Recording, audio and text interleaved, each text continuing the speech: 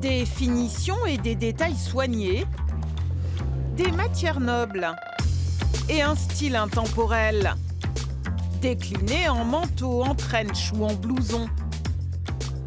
Depuis 1954, la maison Le Nair incarne l'élégance à la française couplée au savoir-faire textile du Nord.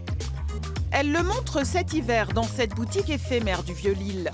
Donc voilà, ici vous trouverez le modèle Mably qui est l'un de nos best-sellers. C'est un iconique dans nos collections Trench & Coat.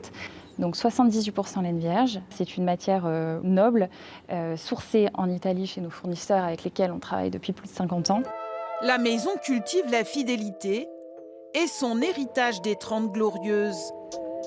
Début des années 50, Marguerite Le Nair a 10 enfants, mais l'énergie de créer un atelier de couture dans son grenier à Hasbrouck. 4 générations plus tard, son arrière-petite-fille revendique le travail bien fait et son coût. C'est pas un produit éphémère, le manteau, et pour autant, c'est le produit qui vient vraiment signer la silhouette de toutes les femmes l'hiver. Et un manteau, ça nécessite pas moins de 120 minutes de production, donc c'est aussi redonner des repères aux clients et se dire, voilà, si vous voulez accéder à de la qualité, ça a forcément un coût, mais ce coût-là, il vaut le coup, entre guillemets, parce que vous allez pouvoir le porter pendant plusieurs saisons, ce qui n'est pas le cas d'un manteau à acheter en fast fashion, donc voilà, c'est pas comparable. Cette fast fashion qui envahit nos garde-robes a failli être fatale à la PME d'Hasbrouck. Liquidée en mai dernier, elle est reprise in extremis par le même dirigeant petit-fils de Marguerite, épaulé par ses 2 enfants. Il faudrait le reprendre peut-être en repassage pour essayer que ça casse mieux. Les effectifs ont fondu, 20 salariés à la reprise, 4 fois moins qu'avant. Mais en octobre, 6 postes ont été ajoutés.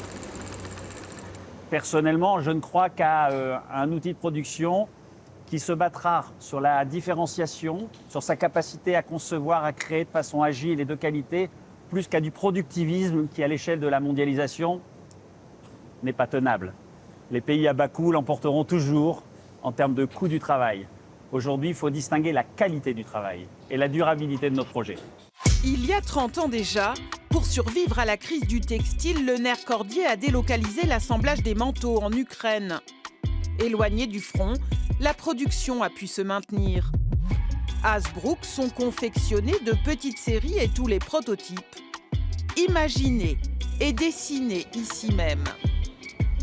À moins de 15 mètres de moi, j'ai tous les métiers, tous les corps de métier qui permettent de fabriquer un vêtement, ce qui est de moins en moins le cas dans nos métiers. Aujourd'hui, on est dans une entreprise ici qui a gardé l'ensemble de la maîtrise de ses savoir-faire.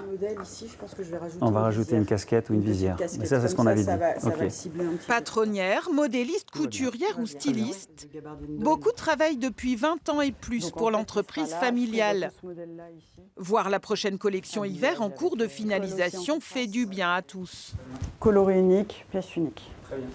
Le goût des belles matières, de travailler les habillages intérieurs, des petites finitions, des contrastes, de sous de colle, des volumes maîtrisés, l'envie de bien faire en fait. Il faut envoyer les collections en Espagne, en Italie. Paris sur l'avenir.